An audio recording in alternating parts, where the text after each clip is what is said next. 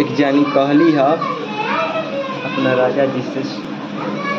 कि राह चलिला तो टोकेला सुनरी सैया जी,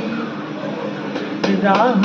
चलिला तो टोकेला सुनरी सैया जी, काहे नथिया गढ़वनी उधार सैया जी, काहे नथिया गढ़वनी उधार सैया जी, राह चलिला तो टोकेला सुनरी सैया जी, राह चलिला तो टोकेला सुनरी सैया जी, काहे नथिया गढ़वनी